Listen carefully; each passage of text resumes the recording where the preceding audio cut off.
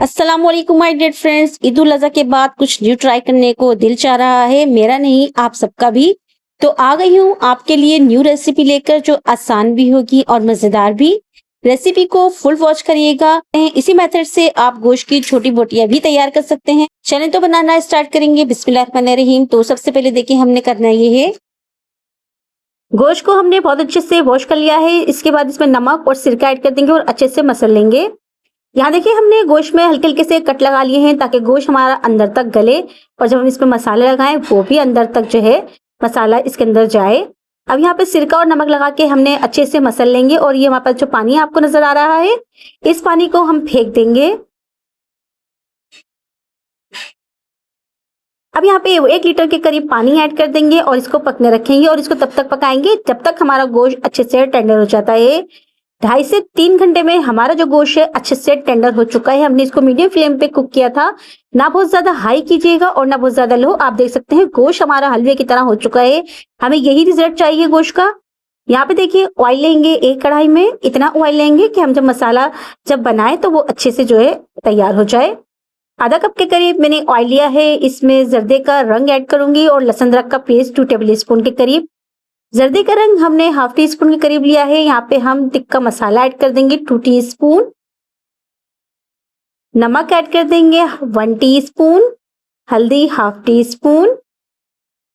लाल मिर्ची का powder 1 teaspoon. पिसा हुआ धनिया का पाउडर है 2 टीस्पून। दही ऐड कर देंगे 3 से 4 चम्मच। इससे जो है मसाले में थोड़ी खटास पैदा होगी और बहुत अच्छा सा जायका आएगा। मसाले को अच्छे से मिक्स करने के बाद इसको फ्लेम पे रख देंगे।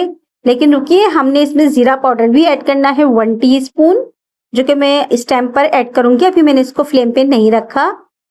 अब मसाले में ऐड करने के बाद इसको फ्लेम पे रखेंगे और यखनी आपको दिख रही है, इस यखनी को हम जो है चावल बनाने में ऐड कर देंगे, इसको जाया नहीं करेंगे।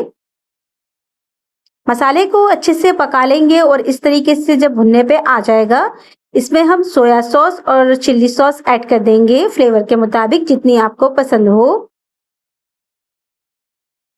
मैंने 3 से 4 टेबल स्पून के करीब सोया सॉस और चिल्ली सॉस ऐड कर दिया है। अब इसको इससे ज्यादा नहीं भूनेंगे, गोश्त ऐड कर देंगे और इस मसाले को अच्छे से पकने देंगे इस गोश्त के अंदर। इस मसाले का जो टेस्ट अंदर तक चला जाए गोश्त के। आधे घंटे 0 फ्लेम पे रखने के बाद आप देख सकते हैं इसका जो पानी है खुश्क हो चुका है। मसाला अच्छे से अंदर प्योज हो चुका है गोश्त के। ये बनके बिल्कुल रेडी हो चुका है। इसको डिश आउट कर लेते हैं। बहुत ही लाजवाब सी और डिसेंट सी रेसिपी मैंने आपसे शेयर कर दी है, जो कि बनाने में भी आसान होगी और टेस्ट में भी लाजवाब होगी। इंशाल्लाह आपको ये रेसिपी जरूर पसंद आएगी। आप एक दफा मेरे कहने से जरूर ट्राई कीजिए। इसको डिश आउट करेंगे। इसके ऊपर जितनी भी जो कढ़ाई में रौनक बच गई है, जिसे तेल भी कहते हैं, वो ऐड कर देंगे ऊपर से खूबसूरती के लिए। इससे बहुत अच्छे से लुक आएगी आपके बीफ रोस्ट की। आप देख सकते हैं गोश्त बिल्कुल हलवे की तरह हो चुका है। मेरे बताए हुए मेथड से तैयार किएगा, इंशाल्लाह बहुत ही जबरदस्त सा बीफ रोस्ट बनके रेडी हो जाएगा। तलने की जरूरत पड़ेगी ना ही इसमें आपको ओवन की जरूरत पड़ी है। इंशाल्लाह आपको ये रेसिपी जरूर पसंद आएगी। अल्लाह हाफिज, अपना बहुत ज्यादा ख्याल रखिएगा।